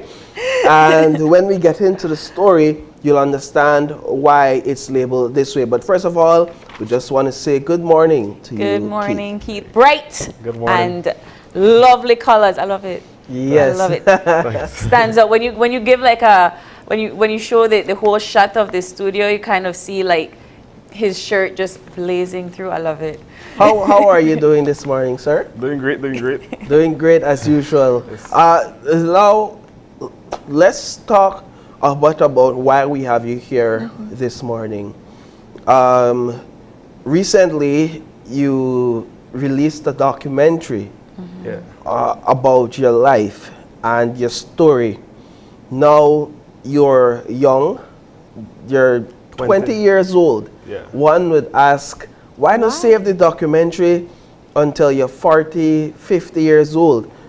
Because that's usually when people do documentaries about their life. Yeah. But you're here and you did this documentary because so much has happened as you've put it out in the documentary over the first 2 decades of your life that you felt the need to tell your story. Yeah, definitely. Yeah. Well, growing up, I could just have a brief information. Just from my past growing up, well, I come from football planet, living in Hattieville. It is an exceptional story because of how it's just where I came from to what I achieved at the age of 20 years old. I feel like it will inspire a lot of people, even people that come from the similar or who are in the similar situation. All right. So, the way, what prompted you to do a documentary, though? So, I mean, I understand why you're putting it out, but why in this format? Why not a book? Why not, you know, a long Facebook post like what most people do? Listen, if what, I know... no, but I want to know, like, what prompted the documentary? The film? Yeah. Well, you know, well, third generation people don't like to read. They prefer to watch a show. Yeah. And it's more, so to watch a show, you can sit back and relax and us to inspire. You know, I believe, well, right now it's talking about like over 600 views. Wow. In like a week. But I believe for the age range, I'm looking like for the younger people or stuff like that to watch it. They prefer to watch the film and then to have more like a to be interactive with it than to read a book. Than to read it. So let's dive a bit into your story. Let's talk a bit about your upbringing and some of the challenges you had there. So from the age of 6 or 7 years old, well, I used to live in the old village in the village called Hattieville in the rural. But just growing up, I come from a separated family home where all of my siblings and biological siblings, they went to different homes and different gardens to look after them. But I was the unlucky one who, well, I was still with my mom, and then, well, suddenly she went away and she left me. So at the age of 6, I had to fend for myself. I had to find my food. That's before my aunt from Bomopan adopted me and took me to Bomopan. So for like 2 to 3 weeks, I had to find my own food to eat and really survive on my own. At what age? At the age of 6. At the age of 6? Yeah. When you say your mom left you, tell us a bit about that. What happened there? Well, it transported back from the hurricane. I think it was Hurricane Richard. All of us used to live in like 8 of us, including my mother and father, used to live in a 3-bedroom house, in a wooden house. But the hurricane broke down the house, which was in my grandmother's yard. After that was when my parents, they applied for the house they were giving out, right? And so that was when the family started to separate. So they went to different people. And then I was the one, I stayed with my mother. She went to Belize, to live in a different areas in Belize here, so I was following her. I got burned. I got a 2nd-degree burn here in Belize. The accident happened, so we went back to Hattieville. An accident happened at your home? No, that in Belize. At your home in Belize City? Yeah, on Kelly Street. So that made us went back to, me and my mother went back to Hattieville. And then like a couple of days later, then my mom came back to Belize City. But she didn't bring me back. So she left me at Hattieville in the house by myself. She left you in the house by yourself? I don't want to give away too much because I want that people watch your documentary. So I want to ask about what is it that you think people could learn about this? What do you want people to be inspired about? There are a couple of things. The first one is no matter your current situation you're in, that doesn't dictate your future. Like I would say, like the story for life currently up to today, we didn't write it, but we dictate how the story will end, right? The second thing is doesn't matter your age, what all you could achieve for your age. It's not too early, it's not too late. When you say achieve, it's because you are now, you know, if you want to know Keith, he's not a personal trainer, right? At the Educo gym. And for those of you that are clients of Keith, I don't know how he rolls. He's, you know, very committed. I hear stories about you that you're, you know, crunch time, you have to do your work. You're very dedicated and motivated to your job and then to your clients. So how did you get from being homeless in Hattieville At 6 years old. At 6 years old. So now you have your personal training career. Well, the excitement after high school, I am a person, I'm very passionate about making a difference in the community and helping others and inspiring others. Like the Educo Gym, we focus more on a holistic approach to health and fitness. So it's changing the client's entire life. You know, Paul could tell you about it. So that love to want to inspire and motivate others and help them, even with me working with the B&E Trust as well, you know, that helping with the communities and people by themselves. So sorry, I'm trying to from the question. I was asking about how you went from where you started to where you are now. And let me just add perhaps to guide the question a bit more, because I've seen the documentary, April, and we're not going to give away everything. No, people have to watch it. As I understand it, you moved to Belmopan because you were adopted by your aunt. Yeah. But when you started Educo Gym, you actually started as a janitor. Yeah, tell us a bit about that story and your experience there. Yeah, so I was a janitor from the fourth farm. I got the job to clean and make extra money so I could have money for school. From then, I was doing it, you know, behind the scene on the low.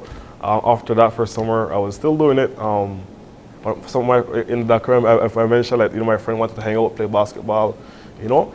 But I told him that I was going to the gym. I was a trainer from then, but no one didn't know I was a janitor. You're not the trainer. I was not the trainer. I see what he did there. So, you know what, just being, you know, cleaning and looking around, you know, seeing the clients, they're going happy, reading stuff. And it really, like, I know, it's like something just come up, like excitement to want to be a trainer. And then it was, my aunt, she told me, you know, I told her how I felt. And then she was like, you know, why don't you go and ask your boss, you know, to volunteer for a month and give you a try. And at night, you know, I was very nervous. I was cleaning, I was there with my mop. I suddenly creep up to the office and I ask him, you know, you have a second I could talk to you? Sit there, ask him, you know, I'll be a trainer. You know, but like I mentioned, you know, a skinny kid, I was very, very skinny, 129 pounds. Well, I wasn't care how I look. You just want to do the this. excitement and the love for it. So he gave me the opportunity. 2 weeks in, the opportunity to come to officially become a trainer. You know, to start the training and the process and everything. So that was how it happened. But I'm still here trying to figure out, because I feel like I still have so much more to do in my life, and I don't think that I need a documentary just yet. So Keith, why do people need to watch your documentary? Like I mentioned, to inspire. Like last week Friday, I did a talk at the New Beginnings Youth Development Center. Okay. So and when I did that, all of the kids there, they watched it, and then they could relate, and they had a lot of questions. Like, for example, how I still found hope coming from that situation.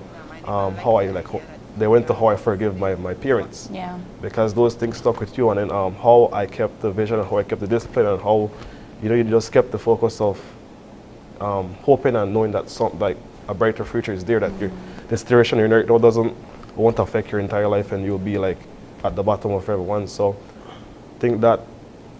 Let's talk about the way you filmed your documentary. So you had to interview people from your past. Yeah. You had to talk to some people that like you clearly said some emotions stayed with you. Yeah. So were you how were you feeling when you had to direct this film, and you realize I have to see people that I probably haven't seen since childhood? Yeah. Doing the film, that went for like a year. Wow. It took a year, yeah, because they did 2 drafts and editing. But just going back to the people, we even had like a little guy who was like the young Keith. But it's just going back to all those moments in the past. They brought up some emotions, you know. From my grandmother, went back to my aunt in Hattieville, who called my aunt in Bawapan and told me that I was alone in the house.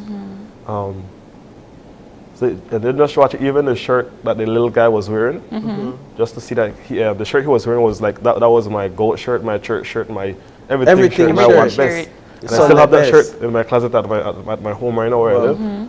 So that's just to remember. But yes, but I want to, you know, you were there for every step of the way for this documentary, right? You had to direct, you had to write, and you had to produce it. Yeah. When you had to go back and see your past traumas, right?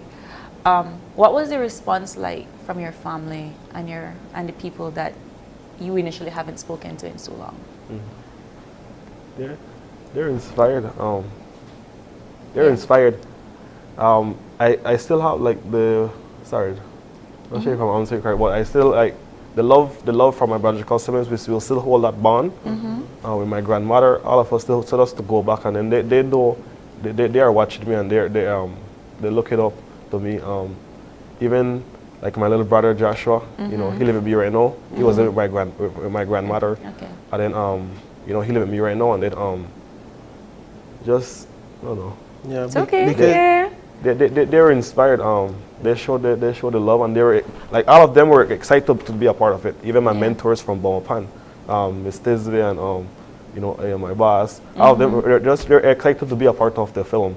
Yeah, because you as a part of the impact your aunt had on you, correct? And this is what I'm seeing from the documentary.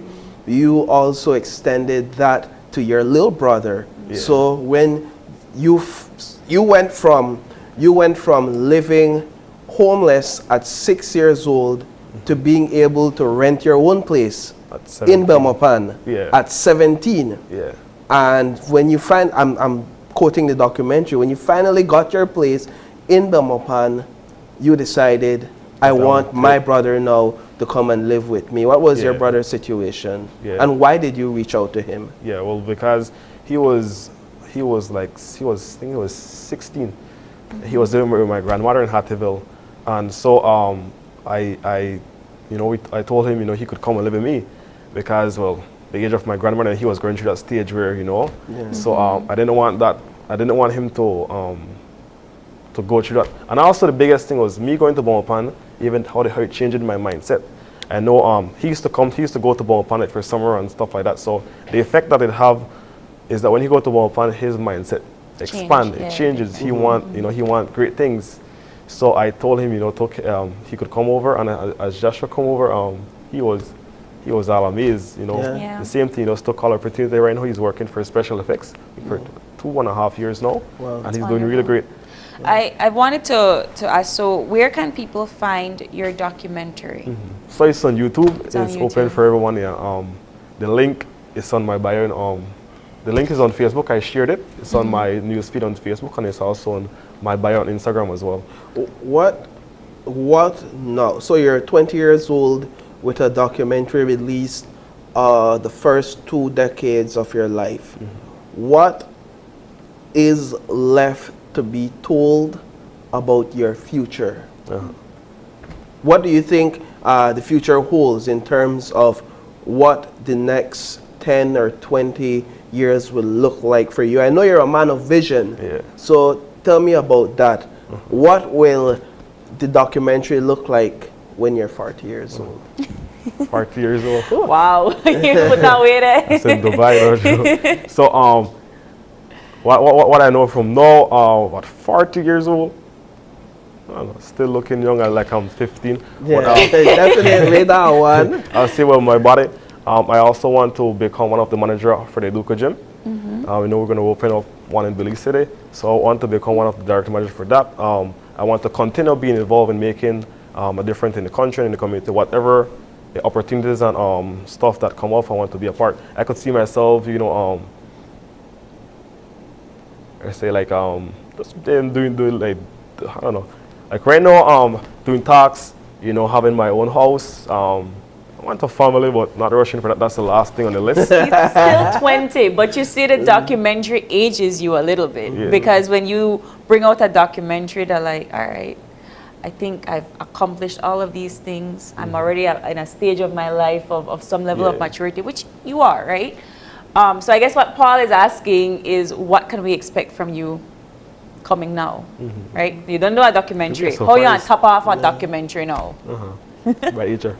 I think we talk it off from now to, well, I'm 20 years old, up to about 10 years from now, a surprise will be there. Yeah, I agree. don't want to tell with that one. No, well. A book won't come out. Well, a memoir won't come out. Like I said, I know Keith to be a man of vision. So to ask him about 10 years from now is not far-fetched, because I'm sure it's on his vision board somewhere. Next year. Right? That Lamborghini. He didn't watch me like on a stop giving me ideas on TV. It is not. It is. And I got the I'll say like the mindset and the vision even from other influencers. You know, people who I want to be like. I ask advice a lot. People who even went to like true situations. I asked them, you know, for advice. Like people say, how I wake up at 4 every day, being so young, you know, having a discipline, you know, prepare breakfast, you know, prepare day, and then keep the positive mindset.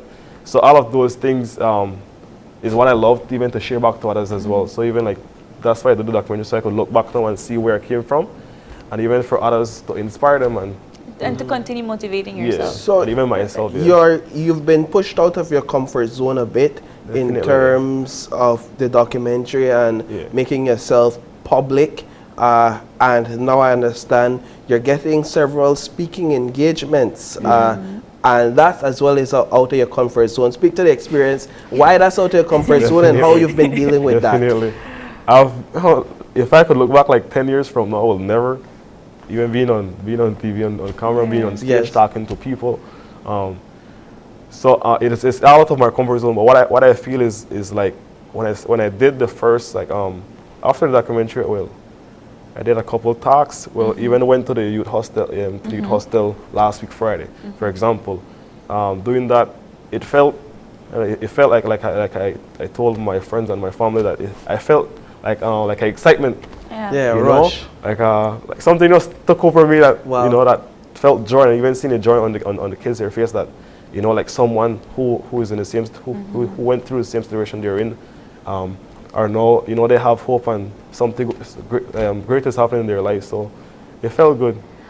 You know what, Keith? I think that we're going to. It's not going to be 10 years that we assist on thing, Frank. No. Definitely, I'll be by December or next week. But you know. We want to thank you for sharing your story with us. That's not easy for somebody to put themselves out so openly into the world. So I do commend you. And I hope that whatever inspiration you want to give out to the world, it happens. And we expect greater things, Definitely. right? Even the love from it, sorry, just to mention, like when it released last week Monday, I've been getting a lot of love, a lot of good compliment people. People are like, you know, thank you. They're really emotional.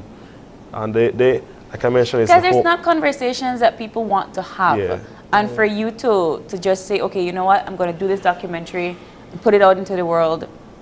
It's people see mirrors of themselves, right, from it. So it is something that is necessary to open up more dialogue about these situations, and perhaps you'll be doing more talks about, you know, other social issues in terms of poverty. Definitely. Right? Yeah. So we will see you again. When I first heard that you released the documentary, I was in no way, shape, or form surprised, because those who know you know that you maintain a positive mindset, know that you seek to inspire others to do good and to be their best selves, and that comes from a place of within, and it's contradictory your persona in life to your experiences, the difficulties you've been through. So right here on this platform, we'd just like to say we're proud of you. You're a young man who's sought to direct his life in a positive way in the midst of young men across our nation who are doing contrary and doing something different than directing their lives in a positive way. And so we do hope that your story, your life can inspire young men across the nation to, like you say, gain hope that there is still a future for them. So Keith, my brother, thank you so much for bringing out this documentary and for telling us your story right here on set. Thanks. We know that we'll see you again next week. I'd say I'm calling it that it's next week. But thank you, Keith, so much for being here. Thanks. And with that, we're going to take our final break and we'll be back for wrap-ups. So stay tuned. It's live on Channel 5.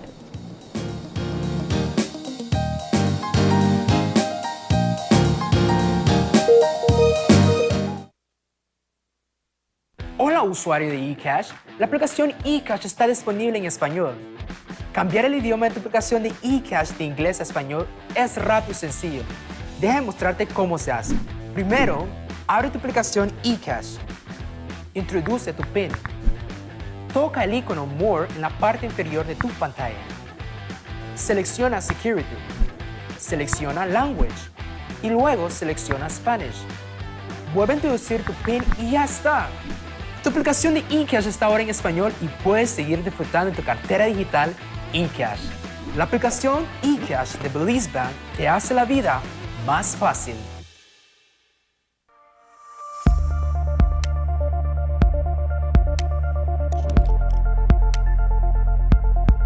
Reusable plastics. Did you know that until we find an alternative for plastic and all its uses, we will continue to need plastics, such as in the health sector? Plastic becomes a huge problem for Belize when it becomes waste and is improperly disposed of. When it is thrown on the side of the road and in our rivers and seas, it's eaten by animals and in turn by people, and it becomes an environmental and health issue. It costs us money for disposal, filling up dumps and landfills, and paying for associated healthcare. So what can you do? Choose to refuse single-use plastics is step 1. Step 2, instead, use the plastics that were meant to be reused, like coffee cups, water bottles, and food containers. We're not talking about buying a $1 bottle of water. I mean, you can, but how long will that last you? Reusable plastics keep plastics out of the environment for a much longer time and are even better than other forms of plastics like biodegradable or even compostable or bio-based plastics. By reusing, you are also saving money since you aren't rebuying the same thing over again. Think about it. How many bottles of water do you buy every week? How much does that cost compared to the cost of a reusable bottle? Imagine what you can do with the extra money. Click on the link below to see what you can do to help end the nightmare of single-use plastics. I'm Alison Castillo, and now you know.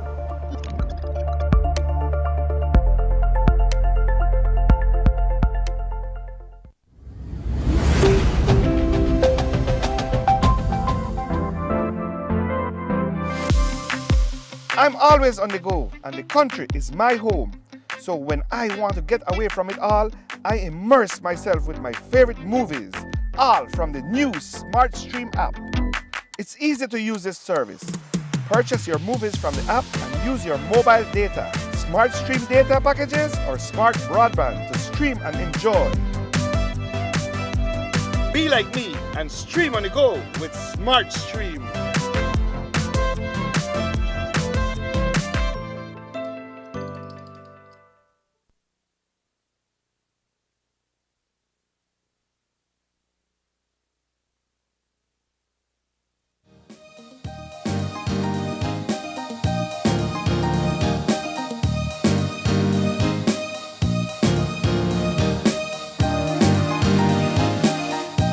Are back, and just like that, our Tuesday morning is come to a close. Well, not come to a close. The morning show is done. We both will start our day. But we want to thank the guests so much for coming in this morning. We had a very connected show this morning, beginning with code.org, talking about the enrollment of having the computer science curriculum installed in the Standard 5 and Standard 6 in our schools. So that's a 2-year rollout, and we'll see how that goes out. We'll be following that evaluation as it trails on, but they're going to be training their teachers today and tomorrow to begin that process.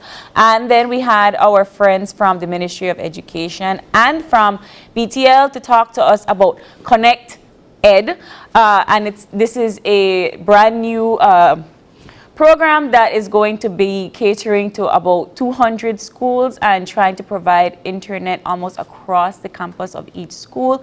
It's a mix of primary, secondary, and tertiary schools, and they will be seeing and evaluating how kids, students, and teachers alike use this this newfound way of technology within the schools, as well as possibly providing new devices and so forth so that you're able to connect to the internet across the campus. And of course, like we know, it's a new era. It's after COVID. The kids have been used to their tablets for so long, so they have to be able to get into that type of culture. It's a new COVID cultural era. You good? Yeah. All right. I'm going to talk for like 3 minutes by myself just But now. April, in our third segment, of course, we had Keith Jones, inspirational young man, inspirational story. He recently released a documentary called An Unexpected Exceptional Life, and you can find that documentary on YouTube under that name, An Unexpected Exceptional Life documentary. You could also go on his Facebook page, Keith Jones, Instagram. and Instagram, and you'll find the links to the documentary. I encourage those who have young children or those who deal with youths to take some time to look at the story and perhaps even reach out to Keith to come and have a bit of motivational word with your group. I like it. And of course, we got to go. But again, we thank you, the viewers, for opening your eyes, starting your morning right with us here on Channel 5, because without you, we would not be able to be here. Yes. Before we go, you have to remind people. Yes, I'm going to remind the peeps. Well, make sure do it. All right, remind the peeps. That Tuesday. That Tuesday. So you don't know what Tuesday mean here at Channel 5. KTV, the remix. We have 1, 2, 3, 4, 5 competitors. We're down to 5. They're going to have an elimination process There's tonight. going to have another elimination process, and then I believe we'll be down to the final. So tonight will be the final 4, but by next week we'll have the final 3, and those are the finalists. Yeah. And you know, when we get to the finalists, that's when things get really tight. But for tonight, it's the country music genre, and so we're gonna hear a bit of guitar and some of those deep voices and some of those nice country songs, and we'll even be joined by Billboard artist Dustin Collins, who is in Belize. We featured him here on Channel 5 on our news. He's done several acts and shows in Belize. And he's in the country at this moment, and he has agreed to join us on the show tonight. Lovely. So you don't want to miss that. You don't want to miss hearing Dustin Collins live at the Bliss, starting at 8 p.m. tonight. All right. So, of course, you have to tune in onto our Facebook and YouTube for KTV, the remix, if you can't make it to the Bliss. But we always encourage you to watch it live, because I know that those voices sound much, much better in person. Tickets are $5 for adults and $3 for children, and we begin at 8 p.m. at the Bliss. So KTV, the remix, you don't want to miss it. And we are going to say goodbye to our Tuesday morning. But if you have any questions or concerns, drop us a line here at oye@channel5belize.com, or check us out on our socials or live stream on Facebook at Open Your Eyes BC, and our highlights on Instagram at OYE Belize. We thank you so much. Stay with us tomorrow when you open your eyes. And start your morning right. Keep your minds, your eyes, and your hearts open. Goodbye, Belize. See you tomorrow. Peace.